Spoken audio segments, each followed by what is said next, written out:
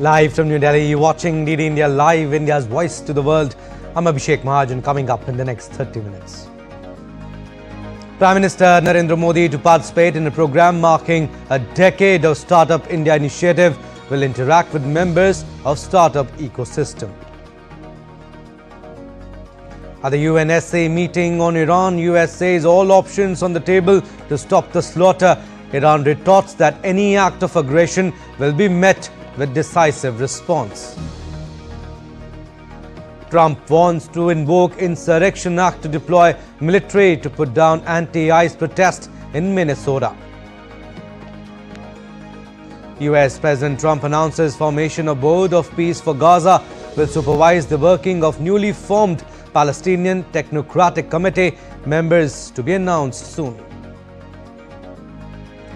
South Korea court sentences ex-President Yoon to 5 years in prison for charges including obstructing attempts to arrest him following his failed bid to impose martial law. Sentence is first in a series of verdicts. And in India Open Badminton tournament, Lakshya Sen keeps India's title hopes alive to face Chinese Taipei's Lin Chun-Ye in quarterfinals.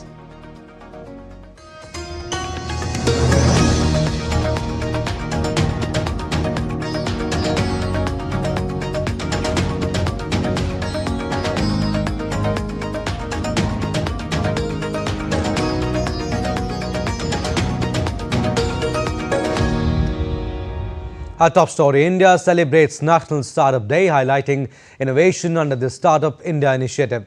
With over 1.2 lakh startups and 100 plus unicorns, the day honors entrepreneurs powering India's growth and global rise.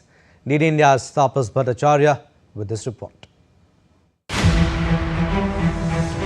India's startup revolution takes center stage on January 16, National Startup Day.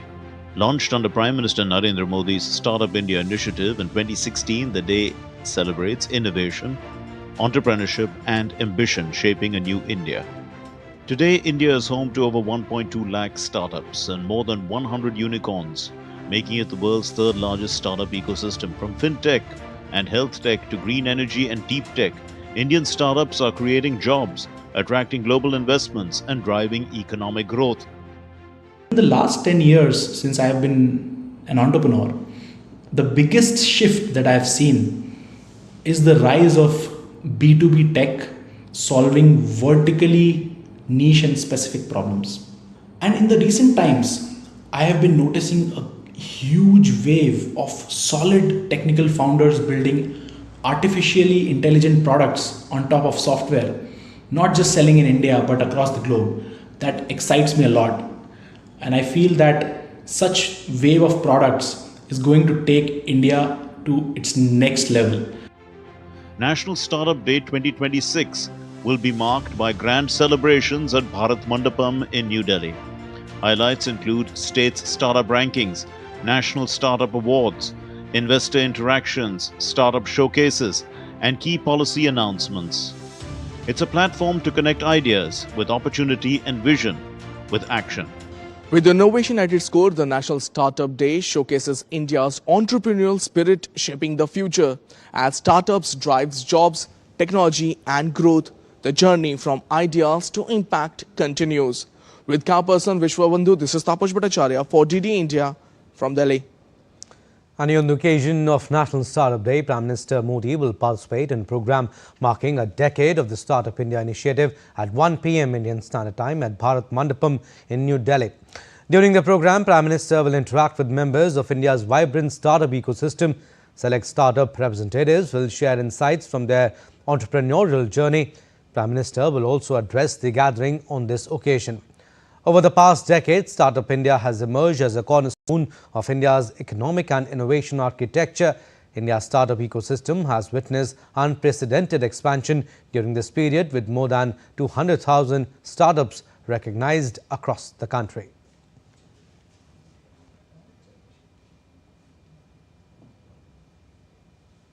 And Prime Minister Modi extended his best wishes to everyone associated with the world of startups. This year's celebration holds special significance as it marks a decade since the launch of the Startup India initiative. The Prime Minister highlighted that this day is about celebrating the courage, spirit of innovation and entrepreneurial zeal of the people, especially the youth who have powered India's rise in the global startup ecosystem. Emphasizing the transformative role of startups, Prime Minister Modi on X wrote, and I quote him here, "The government of India has been working with all stakeholders to further strengthen India's startup ecosystem. The reform expressed that India has embarked on has created a very conducive atmosphere for startups to venture into areas previously unthinkable, be it space, defense and more. I'm proud that our startups are playing a pivotal role in building an Atmanirbhar Bharat. We remain committed to supporting our youth who want to take risks and become problem solvers." He also wrote, "This is also a day to acknowledge the ecosystem of mentors, incubators, investors, academic institutions and others who support startups. Their support and insights go a long way in encouraging our youth as they innovate and contribute to growth." Unquote. Moving on, India's first Vande Bharat sleeper train is set to commence its inaugural run on Saturday. Prime Minister Modi will flag off India's first Vande Bharat sleeper train from Malda in West Bengal. The inauguration will take place at Malda Town Railway Station, which is ready to welcome Prime Minister Modi on Saturday. This launch represents a significant step in modernizing overnight rail travel across the eastern region. The Vande Bharat sleeper train would provide a new overnight travel option between Howrah in West Bengal and Guwahati in Assam. The service will cover prominent districts in both states and is expected to benefit a wide spectrum of travellers. Shifting focus on the concluding day of the 28th Conference of Speakers and Presiding Officers of the Commonwealth at Parliament House in New Delhi, delegates from over 40 nations actively shared insights on strengthening parliamentary democracy. Chaired by Lok Sabha Speaker Om Birla, the event focused on contemporary issues like AI integration in legislatures, social media's impact on MPs and enhancing public engagement. Om Birla will be summarizing outcomes and future collaborations. Earlier, Prime Minister Modi inaugurated the conference on January 15, emphasizing India's role in global democratic reforms.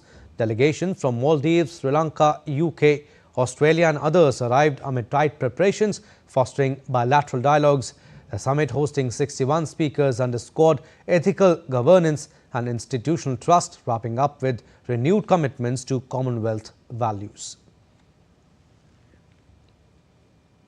Now, Japan's Foreign Minister Toshimitsu Motegi arrived in India on Thursday for a strategic dialogue with External Affairs Minister Dr. S. Jaishankar that is expected to focus on strengthening the partnership in security, trade and technology and the situation in Indo-Pacific. The dialogue will be an opportunity for the two sides to take stock of bilateral cooperation amid wide-ranging changes on the global stage. During his India visit, the leader is also expected to visit Rajghat and pay his tributes to Mahatma Gandhi. Moving on, Union Minister of State for External Affairs Kirti Vardhan Singh met Egypt's Foreign Minister Badr Abdelatty and held wide-ranging discussions aimed at further strengthening the strategic partnership. Discussions also covered forthcoming India-Arab foreign ministerial meetings, strengthening of India-Egypt collaboration in pharmaceuticals and healthcare, trade, investments, technology and tourism.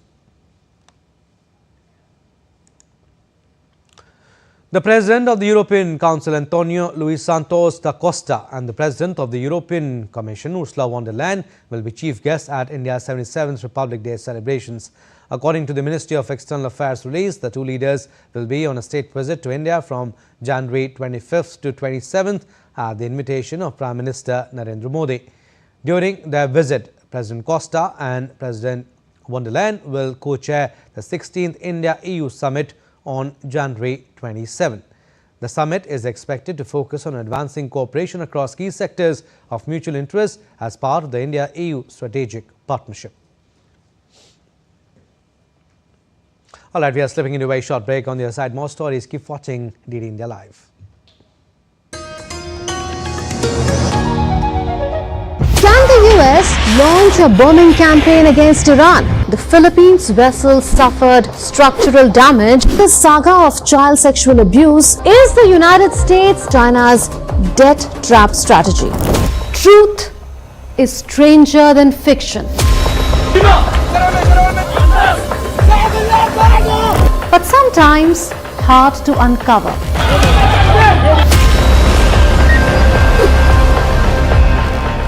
Trust us to tell the truth, unadulterated and pure, of every story that matters to you. That's exactly what save your. You read between the lines, cut the clutter and connect the dots to get you the full picture. Watch Connecting the Dots at these times with me, only on DD India.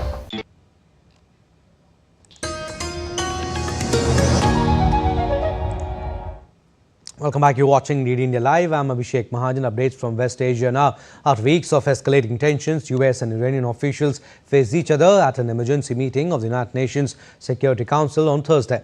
The UNSC emergency meeting was convened at the request of United States to discuss Iran's deadly protest. While US envoy renewed warnings to Tehran over its violent suppression of nationwide protest, Iranian envoy warned any aggression will be met with a decisive, proportionate and lawful response. President Donald J. Trump and the United States of America stands by the brave people of Iran. Iran says it's ready for dialogue, but its actions say otherwise. This is a regime that rules through oppression, through violence, and through intimidation, and has destabilized the Middle East for decades. Well, enough is enough.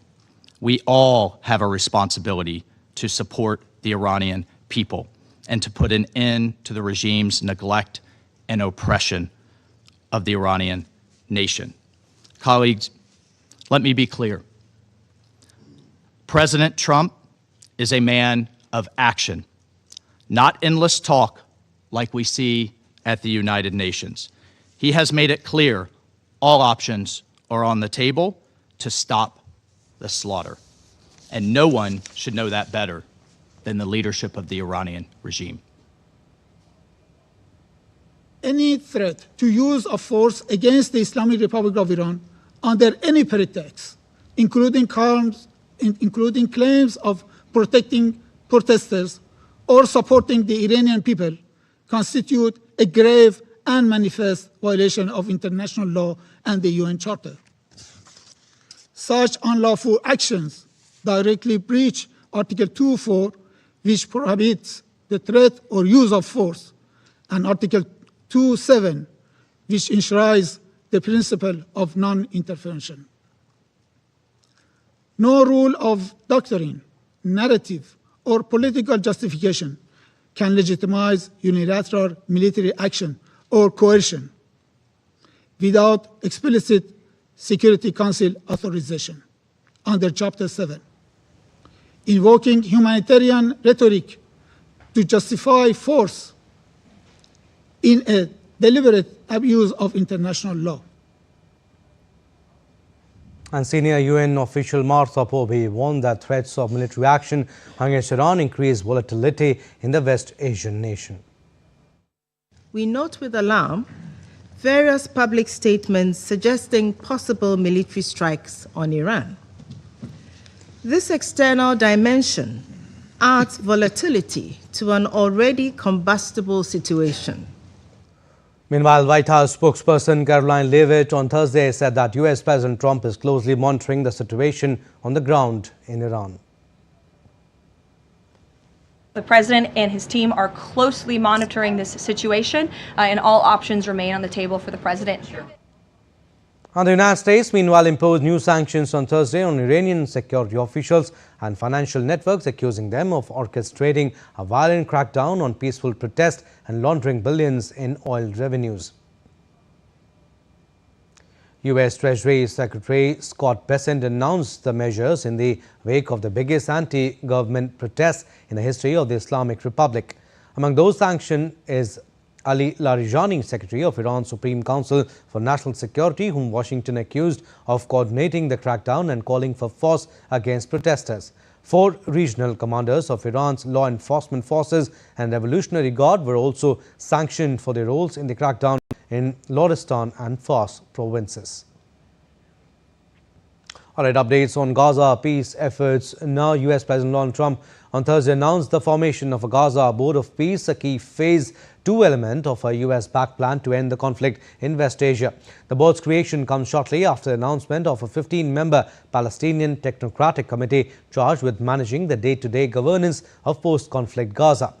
The committee will work under the supervision of the Board of Peace, which Trump is expected to chair. The plan also calls for the deployment of an international stabilization force to help secure Gaza and train vetted Palestinian police units. The US-backed Gaza peace plan first came to force on October 10, facilitating the return of all the hostages held by Hamas and an end to the fighting in the besieged territory. Britain has welcomed the commitment to move to phase 2 of the peace plan in Gaza. Foreign Minister Yvette Cooper also welcomed the announcement of the Palestinian National Committee for the administration of Gaza. United Nations Secretary General Antonio Guterres laid out his priorities and welcomed the developments in Gaza. In Gaza, I welcome the start of phase 2 of the ceasefire announced by the US and reiterate that humanitarian aid must flow unimpeded, the ceasefire must be implemented in full, and the way must be cleared to an irreversible path to a two-state solution in accordance with international law. And amid an uncertain security situation in the region, the embassies of India, the US and UK have issued advisories for their nationals, urging them to be vigilant and avoid unnecessary travel. Indian mission advised its national to avoid all non-essential travel to Israel. The Embassy of India also provided helpline numbers in case of any emergencies. The Indian Embassy has been constantly working on updating the database of Indian nationals and also reaching out to them to register with the Embassy during the last few years. The fresh warning follows an early advisory issued by the Centre on January 5 amid mounting concerns about the worsening security situation in Iran.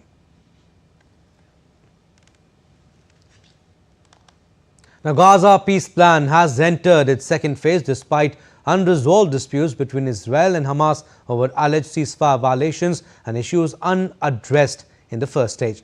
The most contentious questions remain Hamas's refusal to publicly commit to full disarmament, a non-negotiable demand from Israel, and Israel's lack of clarity over whether it will fully withdraw its forces from Gaza. Let's take a look at the developments from phase 1 to the newly launched second stage. Gaza ceasefire phase 1, gains and gaps. The first phase began on October 10, 2025 and aimed primarily to stop the fighting in the Gaza Strip, allow in aid and secure the return of all remaining living and deceased hostages held by Hamas and other groups. All hostages have since been returned except for the remains of one Israeli, Ran Gavili, while Israel has accused Hamas of delaying handover of Gavili's body. Phase 2, disarmament and governance. Phase 2 aims for the full demilitarization and reconstruction of Gaza, including the disarmament of all unauthorized armed factions. Gaza to be administered by a 15-member Palestinian technocratic committee. The committee will operate under the supervision of Board of Peace to be chaired by Donald Trump. Members to be announced soon. Witkoff said Washington expected Hamas to fulfill its remaining obligations, warning that failure to do so would bring serious consequences. The plan also calls for the deployment of an international stabilization force to help secure Gaza and train vetted Palestinian police units. And after days of angry protests over a surge in immigration agents on the streets of Minneapolis, US President Donald Trump warned to invoke the Insurrection Act to deploy military forces in Minnesota.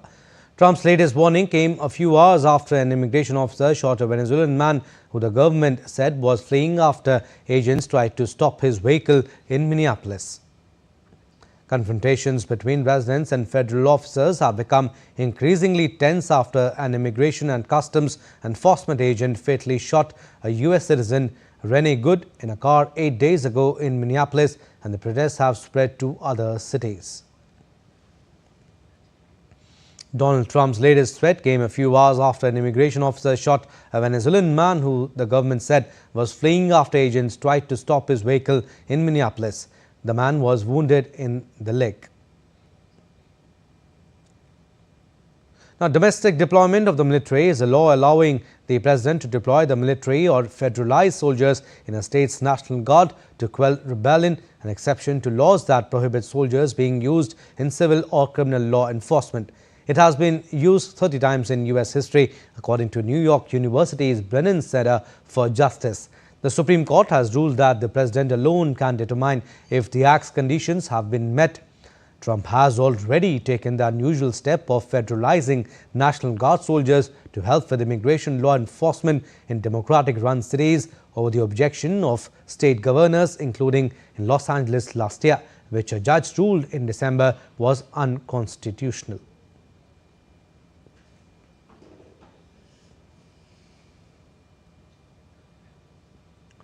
Moving on, Venezuelan opposition leader Maria Corina Machado presented her Nobel Peace Prize medal to U.S. President Donald Trump during a high-stakes meeting that could influence how Trump seeks to shape Venezuela's political future.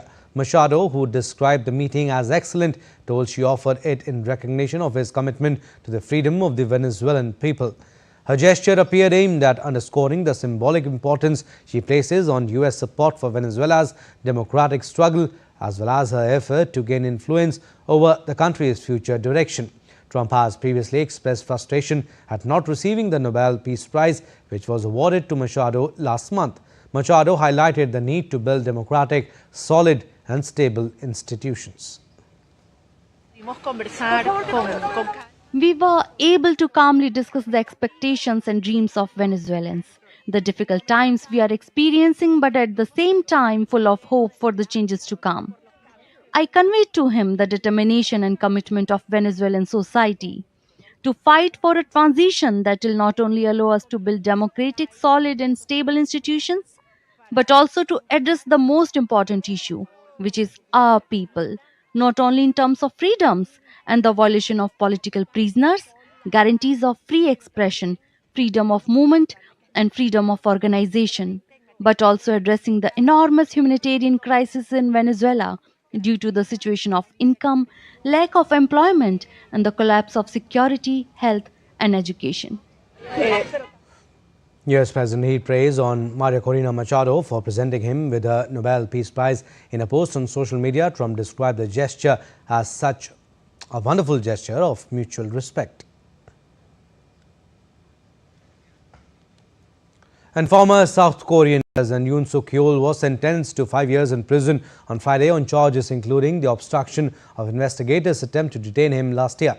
South Korean court sentenced former President Yoon to 5 years in prison for charges including obstructing attempts to arrest him following his failed bid to impose martial law.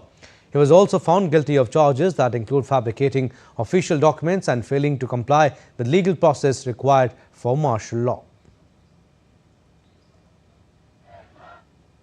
The verdict is the first against Yoon in the 8 criminal trials over the martial law decree he issued in late 2024 and other allegations. Apart from Friday's sentence, Yoon faces 7 more trials, with the next sentencing on Yoon's insurrection charge scheduled for February 19. Business updates now. The United States said on Thursday that it has signed a deal with Taiwan to reduce tariffs on goods from the democratic island while increasing Taiwanese semiconductor and tech companies' investments in America. The U.S. Commerce Department said the agreement will drive a massive reshoring of America's semiconductor sector. Under the deal, Washington will lower tariffs on Taiwanese goods to 15%, down from a 20% reciprocal rate meant to address U.S. trade deficits and practices it deems unfair. In exchange, Taiwanese companies will invest $250 billion to increase production of semiconductors, energy and artificial intelligence in the U.S. Meanwhile, Taiwan's government said the new tariff will not stack on top of existing duties, which had been a major concern for local industries. Sports now. Former champion Lakshya Sen produced a composed performance to progress to the quarterfinals of India Open Badminton tournament, but Kidambi Srikanth and HS Pranoy bowed out after a spirited show in New Delhi. Lakshya Sen, a 2021 World Championship bronze medalist, showed resilience and maturity to overcome Japan's Kenta Nishimoto 21-19, 21-11 in the second round. The 24-year-old will next face Chinese Taipei's Lin Chunye. Earlier, Kidambi Shrikant fought hard but went down 21-14, 17-21, 21-17 to France's Christo Popov, who is the reigning World Tour Finals champion. HS Pranoy also pushed his opponent close before losing 18-21, 21-19, 21-14 to 8th seed Loh Kien Yew of Singapore.